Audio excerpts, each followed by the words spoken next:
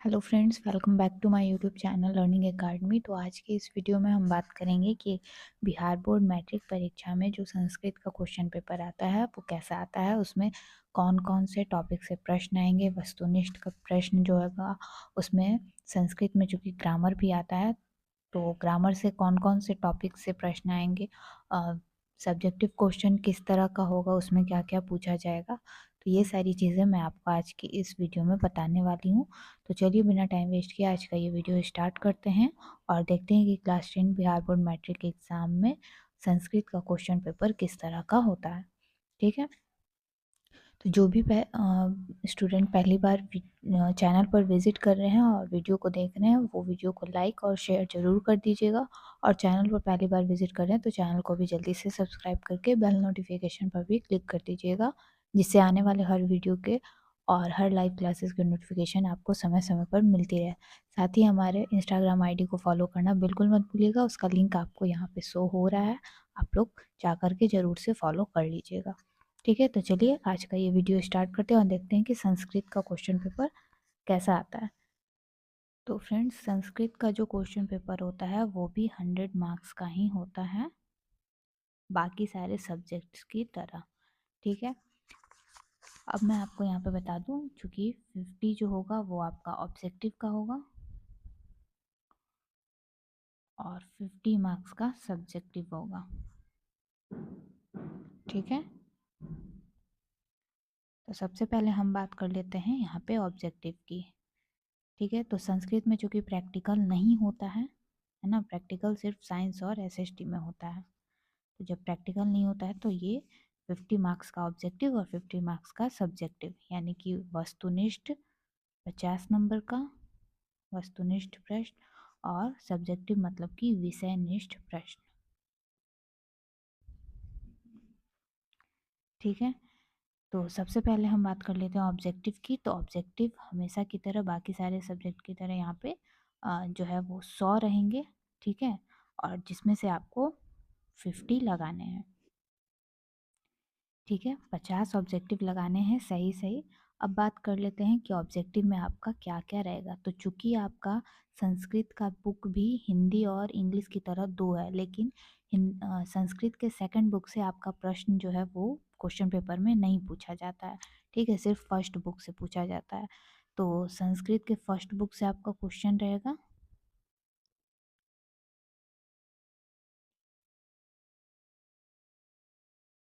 ठीक है, जो आपका पाठ्य पुस्तक है वो, और ग्रामर से रिलेटेड कुछ प्रश्न होंगे।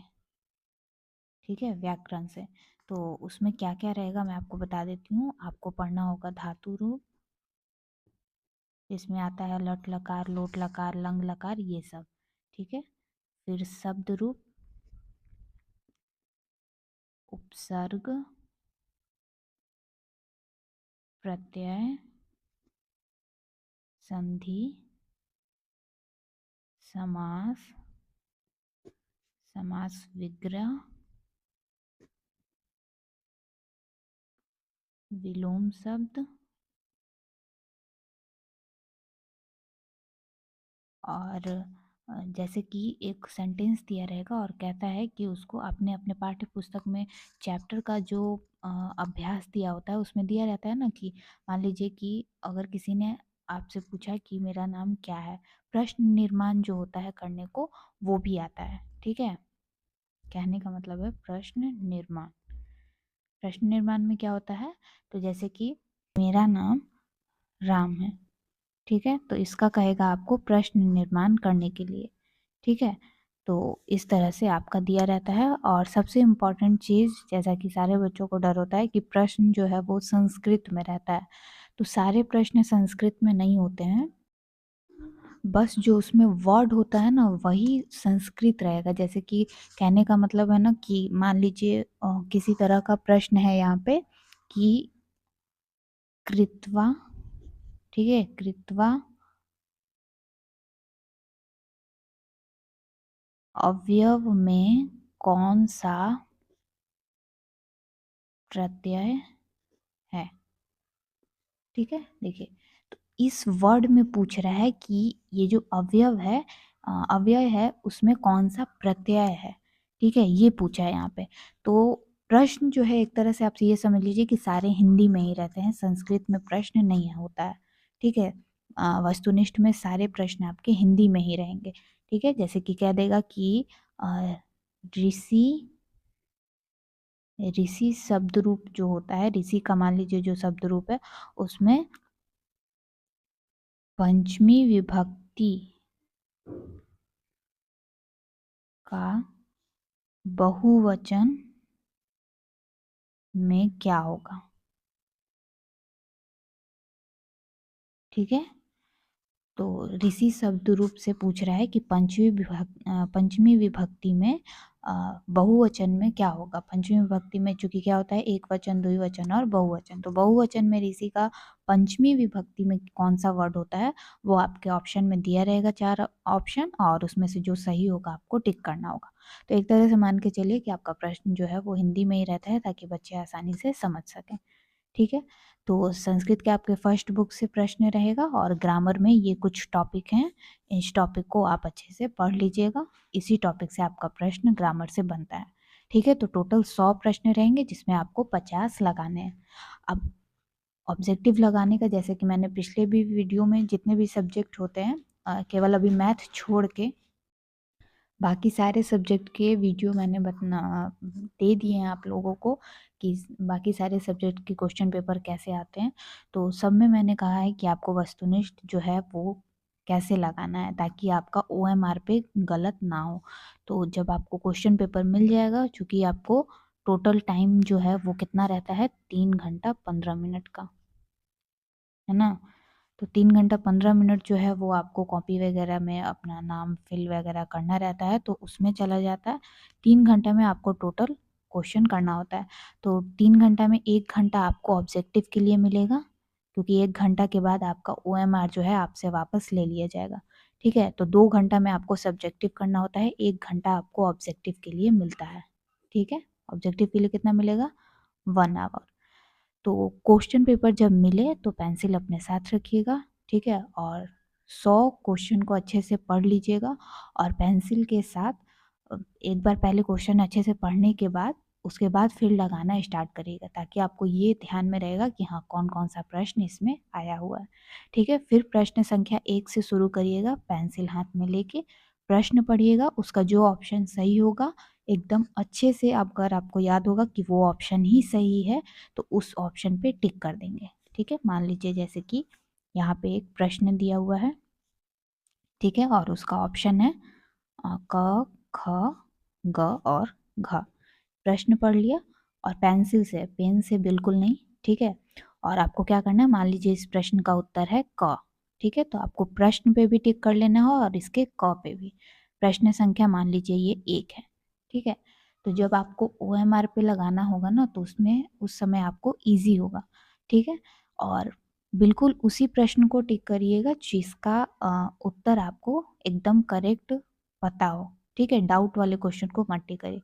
सारे करने के बाद 100 प्रश्न को देख के इस तरह से कर लीजिएगा और उसके बाद आप देखिएगा कि लाइन वाइज हो या फिर गैप करके, जैसे भी आपको जितने प्रश्न टोटल, वैसे तो 50 ही लगाने हैं, लेकिन अगर आपको उसमें से 60 70 80 प्रश्न आ रहे हैं तो आप लगातार देख लीजिएगा, आपको जैसे भी लगाना हो आप देख लीजिएगा कौन कौन से प्रश्न संख्या है OMR पे। बस इसीलिए मैं कह रही हूँ कि उसी प्रश्न को टिक करिएगा जो आपको पूरा अच्छे से पता हो उसका आंसर। ठीक है, उसके बाद OMR पे आप लोग देखते जाइएगा कि आपने इस प्रश्न को लगाया है तो उस प्रश्न के सामने जो ऑप्शन होगा, एक के सामने इस तरह से प्रश्न ऑप्शन दिया रहता है OMR पे, ABCD। तो मान लीजिए प्रश्न संख्या 1 का क ऑप्शन सही है। ठीक है, यानी कि ए, तो ए को आपको पूरा इस तरह से फिल कर देना होगा। ठीक है, पूरा अच्छे से फिल कर दीजिएगा, जगह बिल्कुल मत छोड़िएगा। ठीक है, अब मेरा कहने का मतलब ये था, मान लीजिए प्रश्न संख्या 2 है। ठीक है, प्रश्न संख्या 2 का उत्तर आपको नहीं मालूम है। ठीक है, नहीं मालूम है तो आप क्या करेंगे, उसको छोड़ देंगे, प्रश्न संख्या 3 पे आएंगे, 3 का मालूम है तो उसको टिक कर लेंगे। तो इस तरह से आप देखिएगा कि आपको जितने प्रश्न, चूंकि तो 50 लगाने हैं, तो अगर आपने 60 या 70 लगाए हैं तो आप देख लीजिएगा कि लगातार, कहने का मतलब है क्रम से, एक है मान लीजिए 2 नहीं आया तो 3 8 7 6, 5 इस तरह से करते हुए आपका टोटल 50 प्रश्न जो है वो पूरा होना चाहिए। और नंबर पे प्रश्न का जो संख्या है वहाँ पे जरूर टिक कर दीजिएगा, ताकि OMR पे आपको लगाने में आसानी हो कि इस प्रश्न का उत्तर मुझे ये लगाना है। तो आपका गलत नहीं होगा, और आपको नेल वगैरह का यूज़ नहीं करना है अगर गलती हो जाता है तो। ठीक है, जो लग गया सो लग गया, उसको काटना वगैरह नहीं है, नहीं तो फिर आपको मार्क्स जो है वो कट जाएगा। ठीक है, तो अच्छे से पेंसिल से पहले क्वेश्चन पेपर पे प्रश्न टिक कर दीजिएगा कि उसका ये ऑप्शन सही है, और उसके बाद ही OMR पे पेन से उसको भरिएगा, ताकि आपकी कहीं कोई भी अगर कुछ गलती हो तो OMR पे ना हो, प्रश्न पे ही रह जाए, क्योंकि प्रश्न जो है क्वेश्चन पेपर आपको लेके घर आ जाना है, OMR आपका जमा हो जाएगा। ठीक है, तो ऑब्जेक्टिव क्लियर हो गया है। चलिए बढ़ते हैं आगे और बात कर लेते हैं यहाँ पे सब्जेक्टिव की। तो सब्जेक्टिव में आपको किस किस टॉपिक से प्रश्न आएगा और किस तरह का प्रश्न आएगा। ठीक है, तो पार्ट 2 में आते हैं। सब्जेक्टिव जो है क्वेश्चन पेपर में देता है खंड ब में। ठीक है, खंड अ रहता है वस्तुनिष्ठ प्रश्न, और खंड ब रहता है विषयनिष्ठ यानी कि सब्जेक्टिव प्रश्न। तो वस्तुनिष्ठ जहाँ पे 100 प्रश्न खत्म हो जाएंगे, वहां पे खंड ब यानी कि विषयनिष्ठ प्रश्न स्टार्ट होगा। ठीक है, इसमें भी आपको सबसे पहले हिंदी की तरह और इंग्लिश की तरह गद्यांश दिया रहेगा, लेकिन गद्यांश यहाँ पे संस्कृत में रहेगा, इस बात का ध्यान रखिएगा। ठीक है, प्रश्न जो है वो आपका संस्कृत में रहेगा, और उत्तर भी आपको संस्कृत में ही देना है। तो चूंकि उत्तर आपको अपने से तो लिखना नहीं है, आपको संस्कृत के से ही लिखना है, वहाँ जो गद्यांश दिया है उसी में से, तो आप लोग इजीली ढूंढ लेंगे। ठीक है, बहुत ज़्यादा हार्ड नहीं होता है। तो गद्यांश रहेगा, और ये आपका टोटल रहेगा 2 ठो। ठीक है, अम, ठीक, 2 मतलब कि एक रहेगा अ में 2 रहेंगे, पहला और दूसरा, 2 ठो। ठीक है, दोनों में से किसी एक को आपको करना होगा। ठीक, और ब रहेगा, ब में भी आपका 2 है, 2 में से किसी एक को करना है। ठीक है,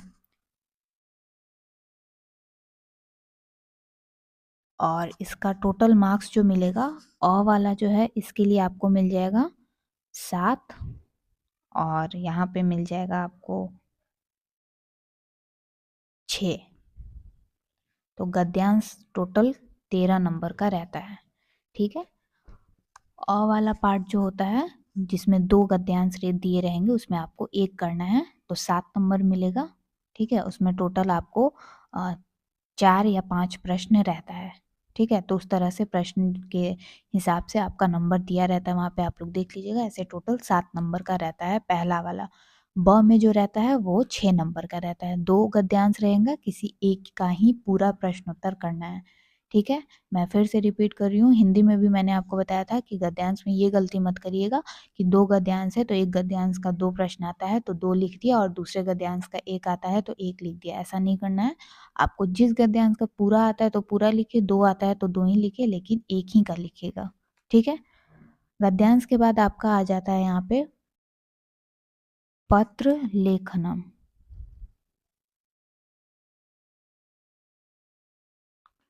ठीक है, और ये आपको संस्कृत में ही लिखना होता है। ठीक है, इसमें 4 प्रश्न रहेंगे पत्र लेखनम में। ठीक है, 4 प्रश्न रहेंगे, 4 में से किसी 2 का ही उत्तर देना होता है। आवेदन पत्र होता है, ठीक है, पत्र होता है। ठीक है, 2 या 3 आवेदन पत्र रहता है और 1 पत्र रहता है। तो आप इसमें से, यहाँ पे मैं लिख देती हूँ, आवेदन पत्र और पत्र।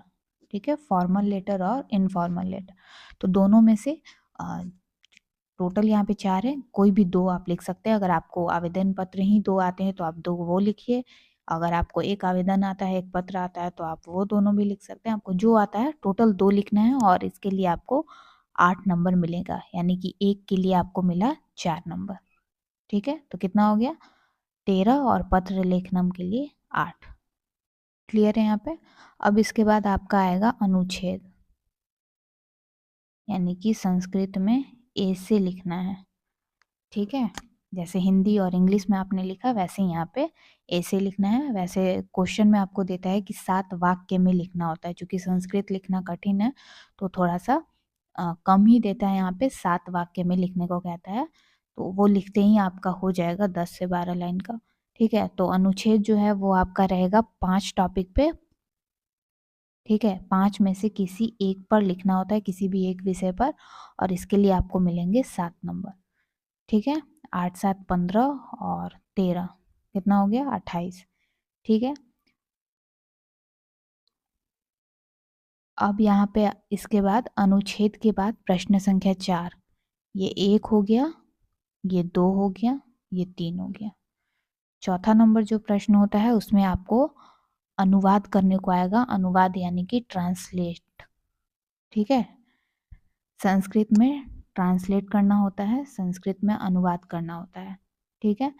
तो इसमें आपका टोटल 12 रहेगा, ठीक है। 12 वाक्य रहेगा, 12 में से किसी भी 6 का अनुवाद करना होता है, और प्रत्येक के लिए एक एक नंबर मिलता है, यानी टोटल आपको 6 नंबर मिलेंगे अनुवाद के, ठीक। और इसके बाद आ जाता है लघु उत्तरीय प्रश्न,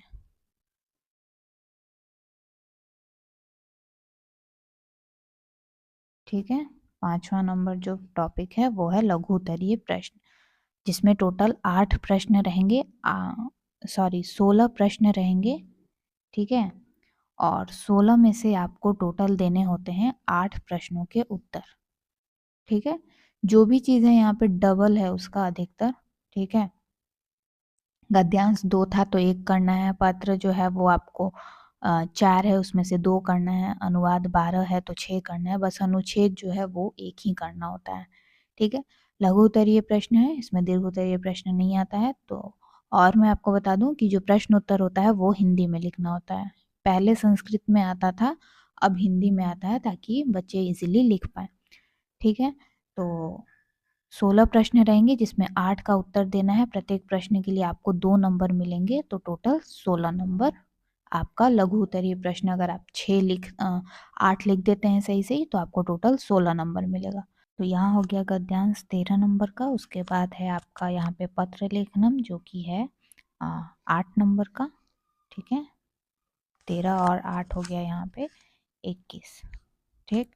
उसके बाद आ जाता है आपका अनुच्छेद, जो कि है 7 नंबर का, ठीक। तो 13 8 7 21 और 7 28। उसके बाद आ जाता है आपका अनुवाद, जो कि है 6 नंबर का, ठीक।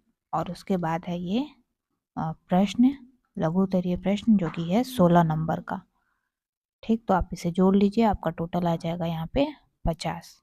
तो सब्जेक्टिव क्वेश्चन 50 नंबर का होता है, ठीक है। तो क्या क्या पूछा जाता है सब्जेक्टिव क्वेश्चन में?